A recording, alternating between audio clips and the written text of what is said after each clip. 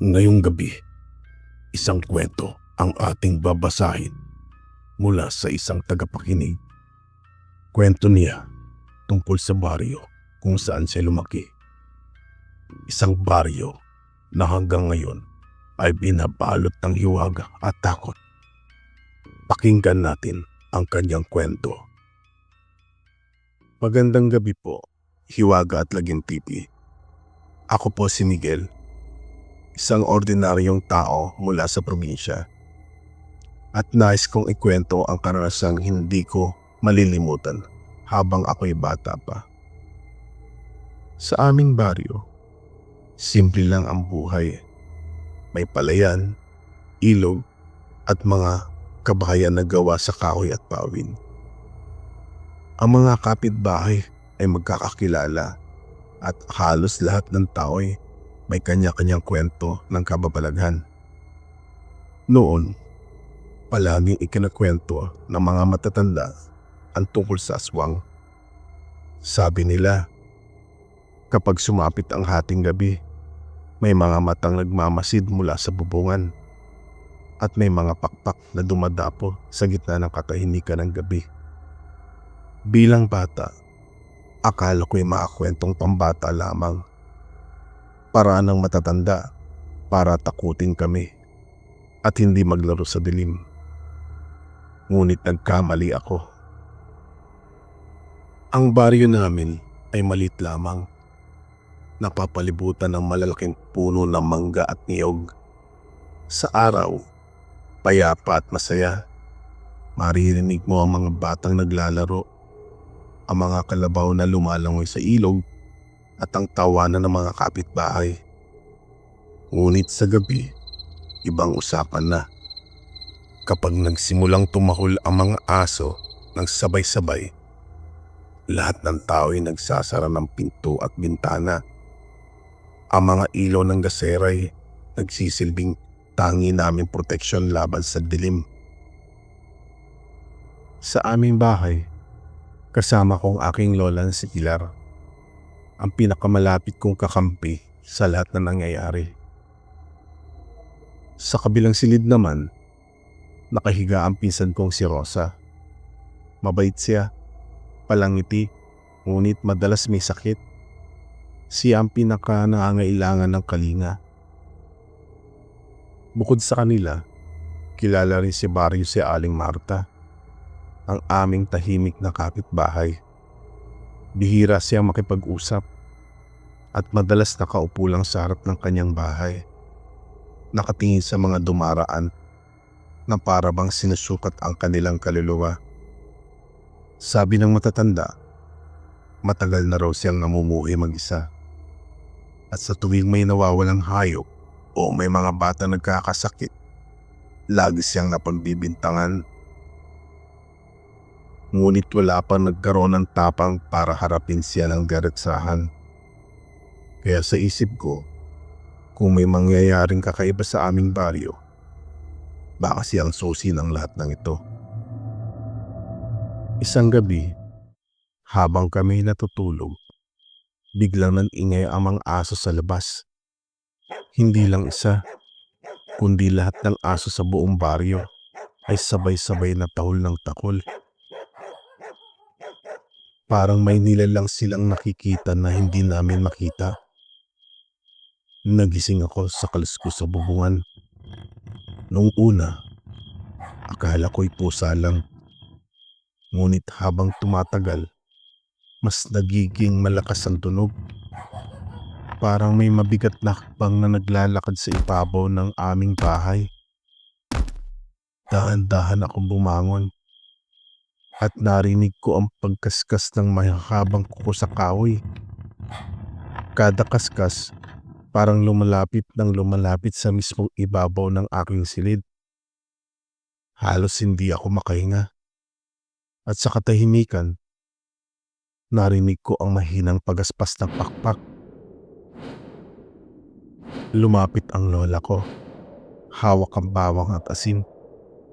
Binulungan niya ako. Huwag kang kikilos, Miguel. Narito na sila. Ang mga aso'y lalo pang nagwawala. May kumalabog na malakas sa bubungan. Parang may bumagsak o tumalon mula roon. Kasunod niyon, biglang tumahimik ang lahat. Ang mga aso'y parang naghilamos ng katahimikan. At ang gabi binalot ng nakabibinging katahimikan. Kinabukasan, nang sumilip ako sa bubungan, may mga malalalim na bakas ng kuko. At sa likod ng bahay, 2 manok namin ang nawawala. Pagkatapos ng gabing iyon, halos hindi ako nakatulog. Naisip ko kung ano yung nilalang na nagdulot ng kaluskos at kalmot sa bubungan. Ngunit sa baryo namin, hindi na bago ang mga ganitong kwento. Kinabukasan, umupo ako sa tabi ng aking lola. Nakahawak siya sa rosaryo, nakatingin sa kawalan, parang may iniisip na mabigat. Sabi niya sa akin, "Miguel, hindi lang ito basta kwento. Matagal nang binabantayan ng mga nilalang na iyan ang ating baryo. Hindi mo sila makikita ng malinaw. Ngunit kapag naramdam mo ang lamig sa paligid, kapag sabay-sabay ang tahol ng aso, iyon ang hudyat na malapit na sila." Tahimik lang akong nakikinig habang ipinapaliwanag ng lola ko ang mga paniniwala ng matatanda. Ang bawang at asin, sabi niya, iyan ang panlaban sa kanila. Kailangan palaging nasa tabi natin, lalo na kapag may buntis o may sakit. Sapagkat ang mga aswang, sila'y gutom sa laman at dugo ng mahihina. Napatingin siya sa silid kung saan nakahiga ang pinsan kong si Rosa, na hanggang ngayon ay hindi pa rin gumagaling. Kung hindi tayo mag-iingat, dagdag pa niya, baka siya ang susunod na kunin nila. Sa sandaling iyon, ramdam ko ang bigat ng kanyang tinig at doon ko napagtanto na ang lahat ng aking narinig kagabi ay simula pa lang ng mas malalim na hiwaga. Lumipas ang isang araw, ngunit hindi nawala sa isip ko ang mga sinabi ng lola ko. Naging mas tahimik ako habang lumalalim ang gabi. Ang baryo, tila nakikiramdam din. Wala kang maririnig kundi ang huni ng mga kuliglig at paminsan-minsan tahol ng aso. Ngunit nang sumapit ang hating gabi, nagsimula na naman ang mga kaluskos. Mas malakas ngayon. Para mabigat na nilalang ang lumalakad sa aming bubungan. Sa bawat hakbang, parang bumuguo ang kisame. Kasabay noon, ang sabay-sabay na pagtahol ng lahat ng aso sa paligid, na hindi na ito basta ingay lamang. Ito'y parang isang babala. Hinawakan ko ang kamay ng lola ko.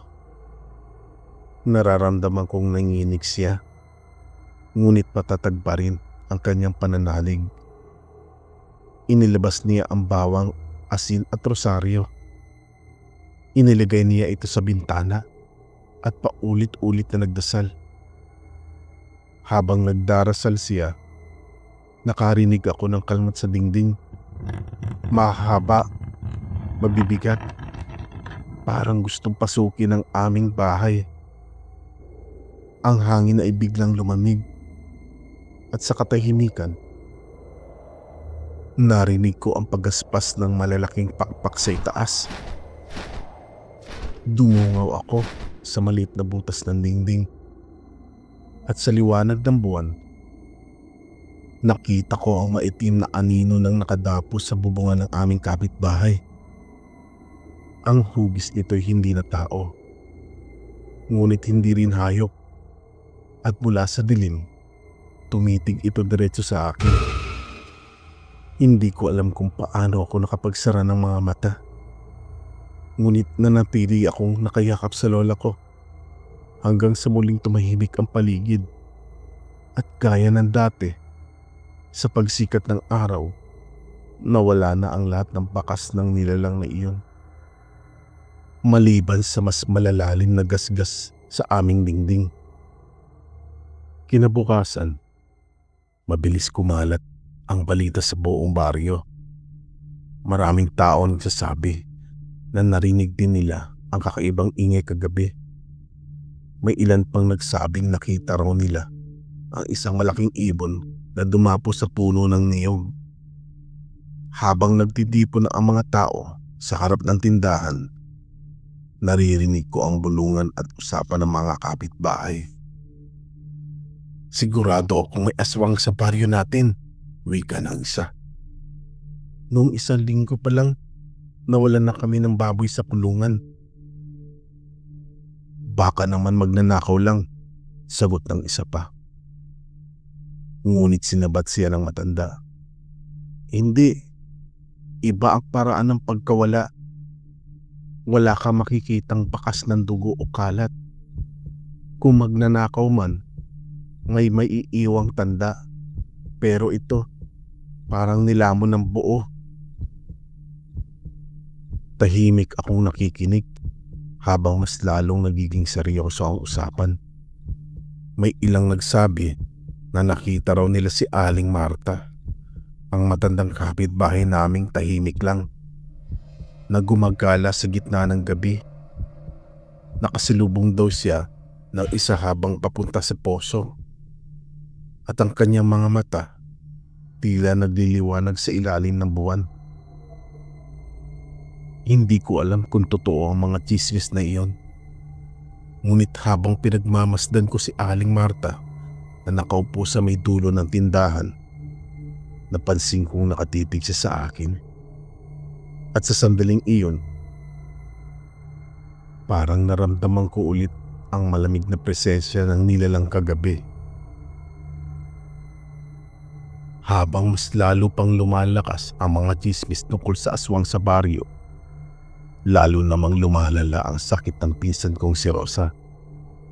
Noong una, simpleng lagnat lang ang akala namin. Ngunit makalipas ang ilang araw, parang biglang namayat ang kanyang katawan. Ang kanyang mga matay lumubog at halos wala na siyang lakas na bumangon. Ang mga matatanda sa baryo ay nag-aalala. Sabi nila, hindi ordinaryong karamdaman ang dumapo kay Rosa. Baka raw pinupuntirya siya ng aswang, sapagat siya ang pinakamahina sa amin. Gabi-gabi, nagbabantay kami sa kanyang silid. Nilalagay ni Lola ang bawang at asin sa bawat sulok. Nagdarasal siya ng paulit-ulit, umaasang maitataboy ang mga nilalang na dumadapo sa bubungan. Ngunit kahit anong gawin namin, si Rosa ay lalo pang nanghihina. Sa bawat paghinga niya, tila may nawawala mula sa kanyang kaluluha. Isang gabi, habang nakahiga kami, narinig ko ang kanyang mahinang bulong. "Kuya Miguel, may nakatingin sa akin." Agad akong lumingon. Ngunit wala akong nakita. Tanging anino lamang sa dingding na parang gumagalaw kahit walang hangin.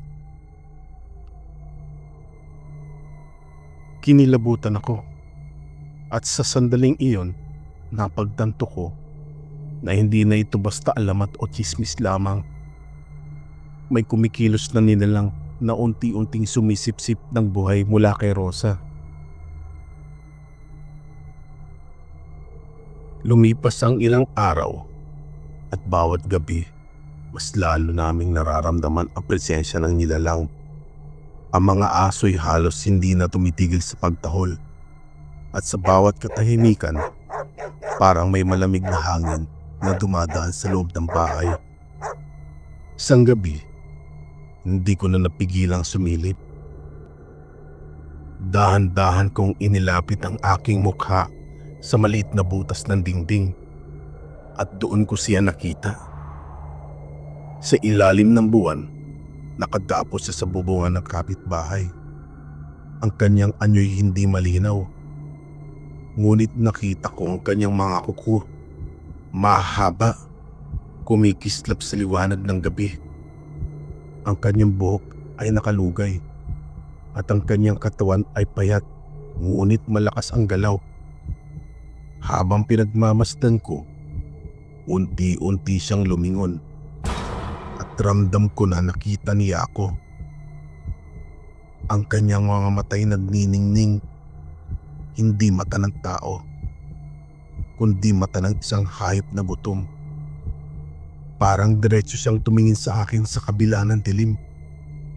Mabilis akong umatras, napayakap sa lola ko, habang nanginginig pa rin ang buo kong katawan.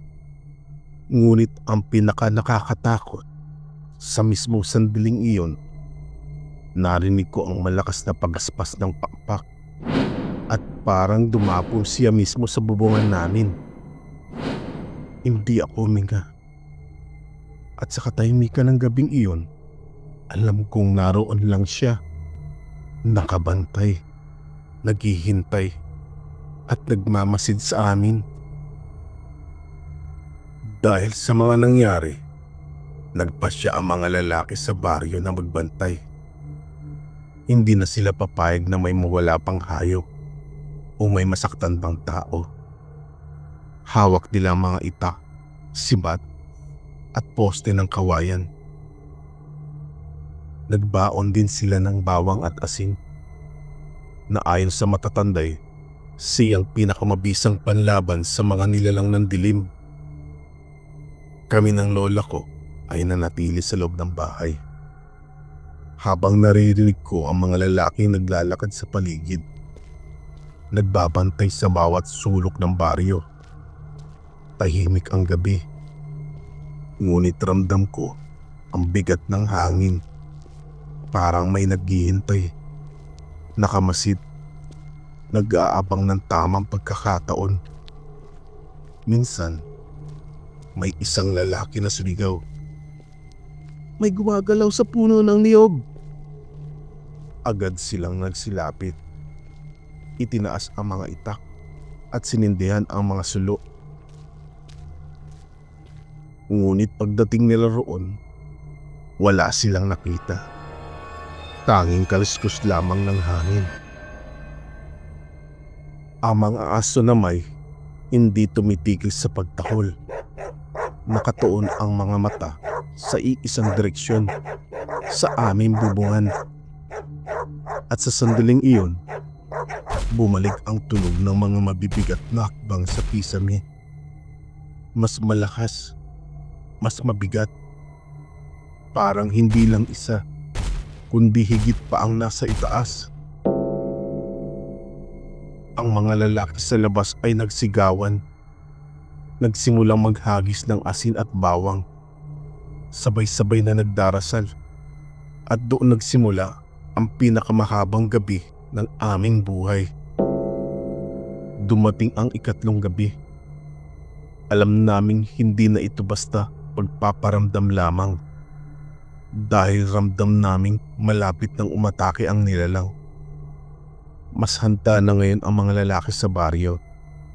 Nakahanda na ang mga itak, sibat, bawang at asin. Nagtipon sila sa paligid ng bahay namin. Sapagkat si Rosa ang pinaniniwala ang puntirya ng aswang. Tahimik ang simula ng gabi. Walang aso, walang hangin. Ngunit ang katahimikan ay mas nakakatakot pa. At biglang may malakas na pagaspas ng pakpak sa itaas ng aming bubungan. Parang isang dambuhalang ibon na dumapo. Sinundan ng malalakas na kalabog at pagkaskas ng kuko sa dingding. Sumigaw ang isa sa mga lalaki. Narito siya! Agad sila nagsilapit. Nagsindi ng mga silo at sabay-sabay na naghagis ng bawang at asin sa bubungan. Ngunit sa halip na tumakas, mas naging maras ang nilalang. Narinig ko ang napakalakas na kalabog at sa isang biglap, bumaba mula sa bubungan ang isang nilalang na kalahating tao, kalahating hayop. Ang kanyang balat ay kulay abo. Ang mga matay nagliliwanag sa pula. At ang kanyang mga pakpak ay kumakalampag na parang bakal. Tumili ang ilang bata sa baryo, habang ang mga lalaki sumugod tala ang mga itak. Ang nilalang ay sumugod din, at bawat paglapit nito'y may kasamang malakas na hangin at kakaibang amoy ng dugo.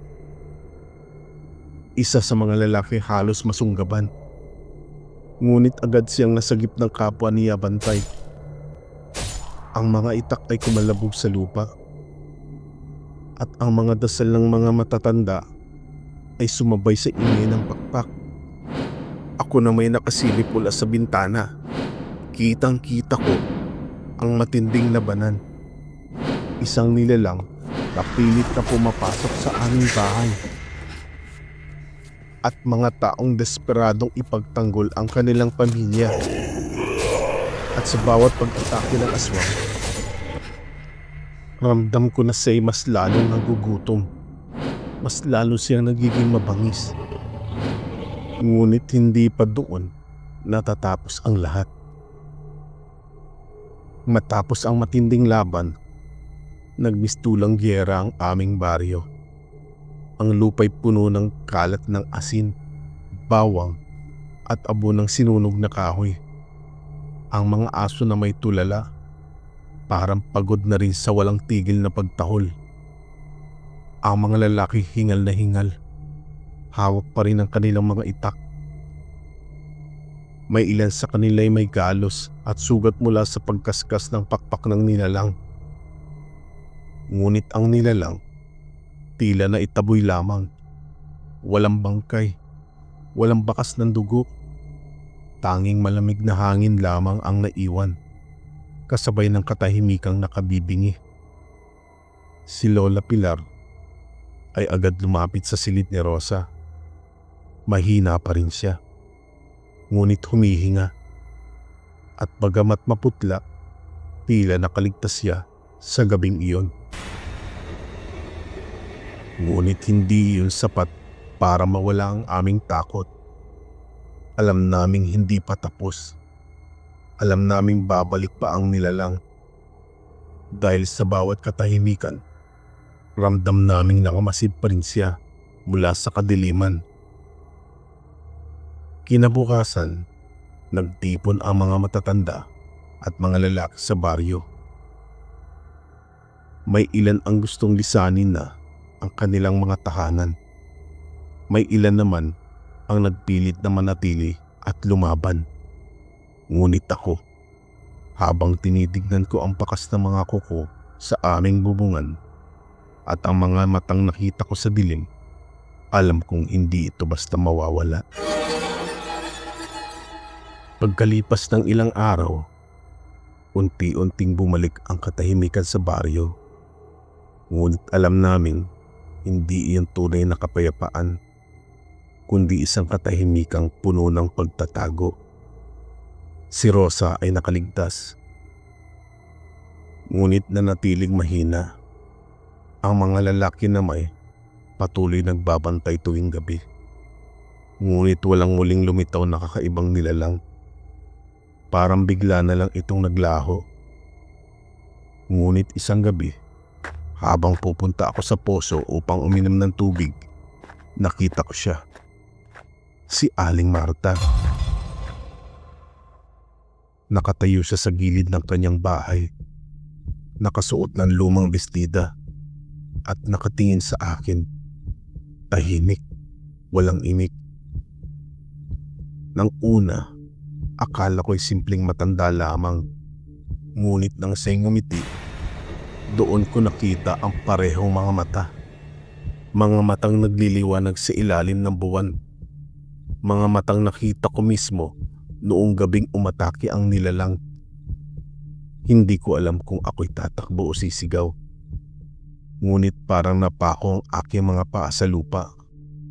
At sa katahimikan ng sandaling iyon, bumulong siya sa tinig ng malamig at mababa. Hindi pa tapos, Miguel. Babalik ako. Bigla siyang tumalikod at naglakad papasok sa dilim. Parang walang nangyari. At ako'y naiwan na nanginginig. Hawak ang aking dibdib. Habang ramdam ko na ang lahat ng kwento ng lola ko ay hindi pala katang-isip. Ang aswang ay totoo at siya ay nasa baryo namin. Hanggang ngayon, sa tuwing ipipikit ko ang aking mga mata, ang mga mata ni Aling Marta ang una kong naalala. Pagkaraan ng mga pangyayaring iyon, dumating ang tatay ko mula Maynila para sunduin ako at doon na daw ako maninirahan. Naging mahirap ang desisyon, lalo na para sa lola ko. Si Rosa ay unti-unting nakabangon at ang lola ko'y nananatiling matatag hanggang sa kanyang huling mga taon. Ngunit ako, pinili kong bumuo ng bagong buhay sa ibang lugar. Hanggang sa ngayon, wala na akong balita tungkol sa aswang o kung si Aling Marta ba ay nanatili pa roon. Ngunit tuwing naalala ko ang mga matang tumitig sa akin sa ilalim ng buwan, bumabalik ang takot na iyon. Ito ang dahilan kung bakit ko sinulat ang liham na ito. Hindi upang takutin ang iba, kundi upang ipaalala na may mga hiwagang hindi natin kayang ipaliwanag at may mga dilim na mas mabuting hindi na muling balikan. Maraming salamat at pinakinggan nyo ang aking kwento. Salamat sa pakikinig sa kwento ng Hiwaga at Lagim. Kung gusto mo pang makarinig ng mga kwentong kumakalas ko sa dilim, huwag kalimutan mag-subscribe at makinig ka ulit bago pa mahuli ang lahat.